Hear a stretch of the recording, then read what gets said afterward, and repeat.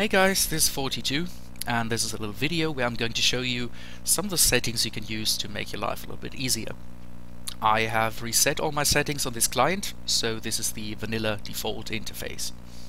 So let's get started. Hit the escape key, and in the escape menu there's a couple of things we can do. First of all, let's go to General Settings, and assuming you've already done the tutorial missions, which you really should, if you haven't, go do them right now.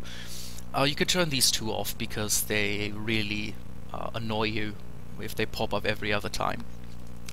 The next one, merge items and ships into station panel. This is really more of a personal preference, but I like it because it keeps my interface a little bit clearer, but it's really up to you.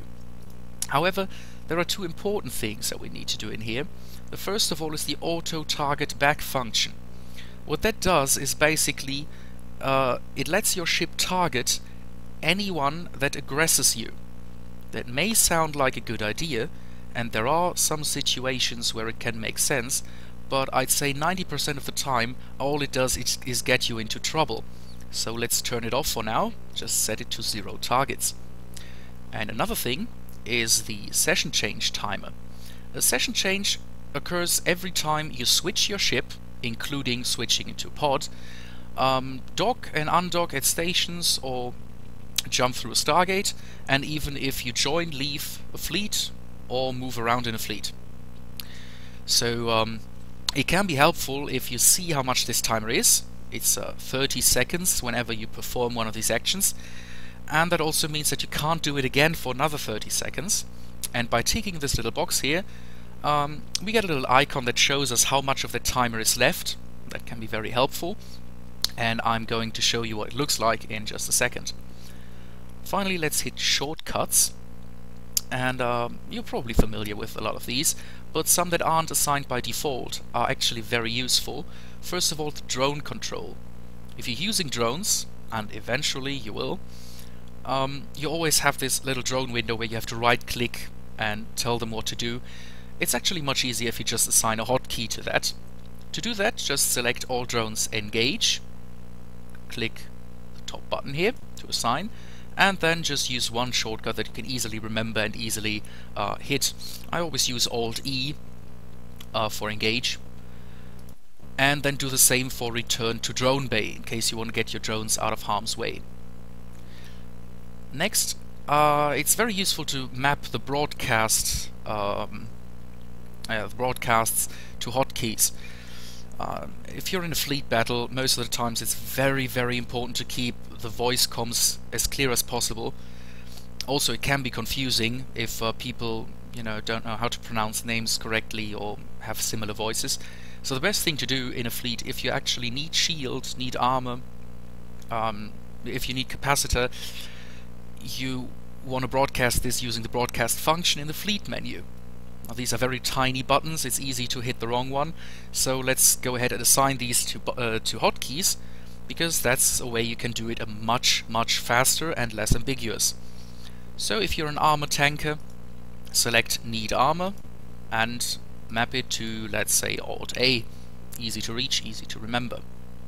Obviously, if you're a shield tanker or want any of the others, the process is exactly the same. Okay, let's close this one up.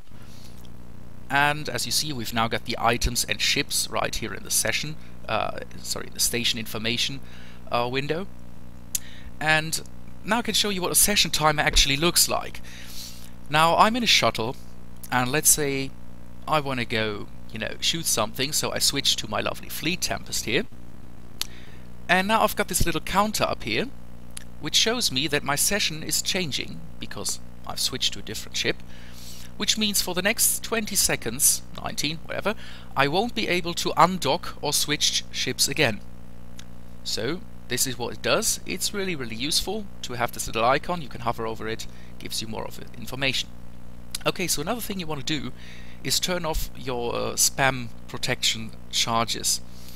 To do this, open the mail client, click on the little triangle at the top, open the settings.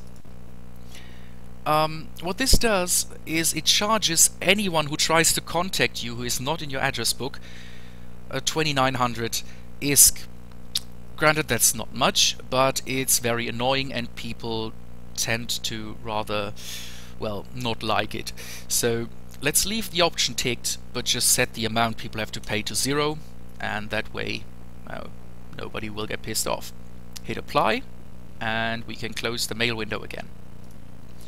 Now, next thing are the chat windows that are actually very, very useful. Obviously, you've got Alliance, you've got Corp, to keep in touch with your buddies. Constellation is in there by default, and honest to God, I know nobody who ever uses this, so we can just right-click it and close it. Local, on the other hand, is a very, very useful tool, and especially if we get war-decked or in low-sec and null-sec, we always want to keep this in a separate window so we can see who's up in our system even while we're chatting with our mates. So right now you can see there's one other guy, and I don't know how to properly pronounce that, so I'm not even gonna try. Anyway, no offense. Yeah, so now I can see who's in my who's in the same system as I am. And finally, let's talk a bit about people and places. This is a very useful tool if you want to keep tabs on people. Say, for instance, somebody who stole your can, or who attacked you at a gate, or somebody ninja salvaged your mission, and you generally don't like them. And of course you want to know if and when they're online to avoid them, and maybe you just want to remember them by their name. So let's just take opportunity of this guy. So he's in system, and let's say he has done something to offend me, and I want to remember this. So I just right click him, say add contact, and I can select what standing I want to have. So yeah, let's say he did something really nasty, so I'm gonna set him to red, which means I really, really don't like them. Add contact to watch list means you get a pop-up notification whenever he logs on or off. Really, really useful. I add him, and boom, there is my notification. Ugh, Caldari. No, anyway, he's online now, and I can see him under terrible. This is also the same way we keep tabs on war targets. Now, if we get war decked, we always try to keep most of them in our contacts so we can see how many of them are online at any given time. Okay, this concludes this little introduction, and I'm gonna see you in a bit in some other videos where we talk about the overview. Okay, so that's it for now. Fly safe.